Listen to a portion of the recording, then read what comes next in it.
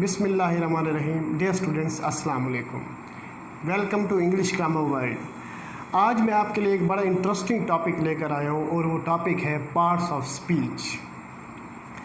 दर हकीकत हम parts of speech के बारे में पढ़ते तो हैं, लेकिन उसको डिफ़ाइन करना और उसकी जो काइंड्स हैं उनके बारे में जानना बहुत ज़रूरी है। आज हम उनका एक ब्रीफली इंट्रोडक्शन देखेंगे। सबसे पहले पार्ट्स ऑफ स्पीच को डिफ़ाइन करेंगे, उसके बाद उसकी जो कैटेगरीज़ हैं उनको देखते हैं। आइए देखते हैं इसकी डेफिनेशन। सबसे पहले डेफिनेशन है पार्ट्स ऑफ स्पीच की, classification of words according to their function in a sentence.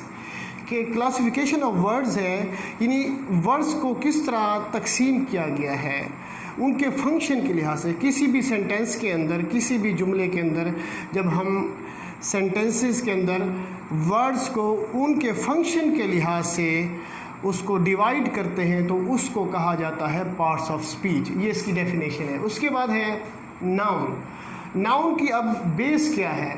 अब ये जो था, जो ग्रामर थी असल में, ये मोस्टली इसके वर्ड्स लैटिन लैंग्वेज से लिए गए हैं, लातीनी ज़बान से लिए गए हैं। तो इसके लैटिन वर्ड जो है नोमन, इसके लिए इस्तेमाल किया जाता है नाउन के लिए। ये नोमन मैंने वर्ड यहाँ पे लिखा है, इसका मतलब होता है नेमिंग वर्ड। और ये नोमन जो है ये लैटिन वर्ड है, इसका मतलब है नेमिंग वर्ड, यानी किसी भी चीज़ का वो नेम हो सकता है।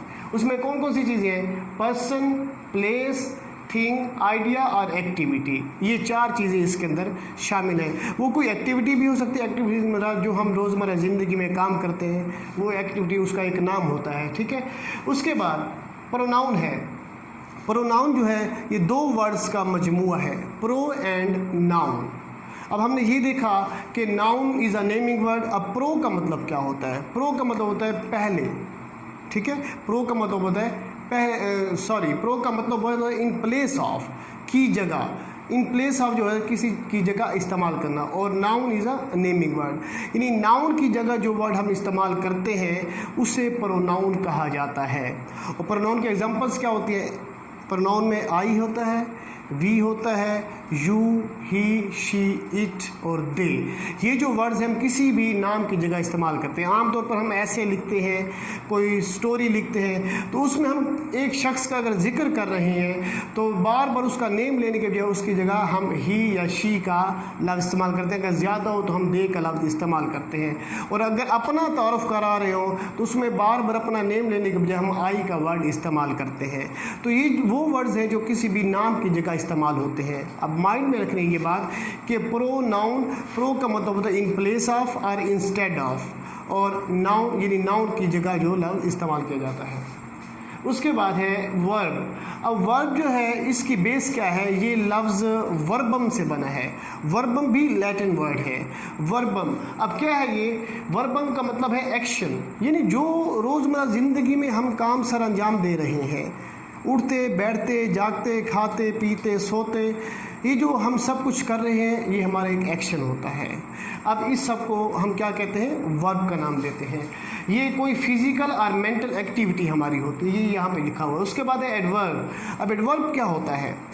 एडवर्ब, ये लफ्ज़ ऐड, ए डी जो है, ऐड का मतलब होता है जमा करना, किस चीज़ को जमा करना, यानी वर्ब में कुछ जमा कर देना, उसको कहा जाता है एडवर्ब। अब ऐड समथिंग, ऐड का मतलब है add something to the meaning of a verb, adjective और एन अदर एडवर्ब। अब ये बात आपने माइंड में रखनी है कि ये जो एडवर्ब होता है ये तीन चीज़ों को शो करता है। अब क्या है कि ये ना सिर्फ वर्ब को मॉडिफाई करता है, बल्कि ये एडजेक्टिव को भी मॉडिफाई करता है और दूसरे एडवर्ब को भी मॉडिफाई करता है। एडवर्ब तीन चीज़ों को मॉडिफाई करता है, वर्ब, एडजेक्टिव और दूसरे एडवर्ब को। उसके बाद आगे देखते हैं एडजेक्टिव। अब एडजेक्टिव क्या होता है? एडजेक्टिव भी दो वर्ड्स का मजमूआ है। अब कौन कौन से? ऐड और जेक्टिव। इसके दो मैंने हिस्से बना दिए, ऐड और जेक्टिव। अब ऐड जो है, ऐड का मतलब है टू वर्ड्स यहाँ पे, और जेक्टिव mean to throw. To throw यानी कोई चीज़ आगे पास करना, फेंकना।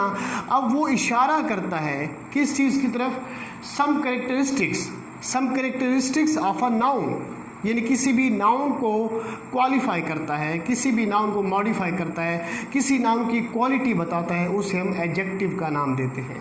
उसके बाद आगे है प्रीपोजिशन। प्रीपोजिशन क्या होती है? प्रीपोजिशन भी दो इसके पार्ट है, प्रीपोजिशन। अब प्री का मतलब क्या हुआ? प्री मीन हो गया बिफोर और पोजीशन मीन टू प्लेस, यानी बिफोर टू प्लेस, यानी किसी चीज़ को पहले रखना। किससे पहले? जब हम किसी नाउन से पहले जो वर्ड्स हम इस्तेमाल कर रहे हैं और वो एक नाउन को दूसरे नाउन के साथ मिला रहा हो या एक नाउन को प्रोनाउन के साथ मिला रहा हो, तो उसे हम क्या कहते हैं? प्रीपोजिशन कहते हैं। और प्रीपोजिशन आप तो आमतौर पर आप जानते हैं, in, on, at, into, for, of, ये जो वर्ड्स हम इस्तेमाल करते हैं इनको हम प्रीपोजिशन कहते हैं। और ये दो नाउन्स को आपस में मिलाते हैं, उनका ताल्लुक ज़ाहिर करते हैं। उसके बाद कंजंक्शन क्या होते हैं? कंजंक्शन ये भी, इसके भी दो पार्ट बना लेते हैं। कंजंक्शन, कंजंक्शन, कन का मतलब क्या होता है? टुगेदर, और जंक्शन का मतलब होता है टू जॉइन। टू जॉइन मतलब मिलाना, ठीक है। टुगेदर इकट्ठे, यानी दो चीज़ों को इकट्ठे मिला रहे हैं हम, दो चीज़ों को इकट्ठे मिला। इसका मतलब क्या हुआ कि ये वो वर्ड्स होते हैं जो दो सेंटेंसेस को या दो वर्ड्स को आपस में मिला देते हैं। अब याद रखना है कि कन का मतलब क्या हो गया?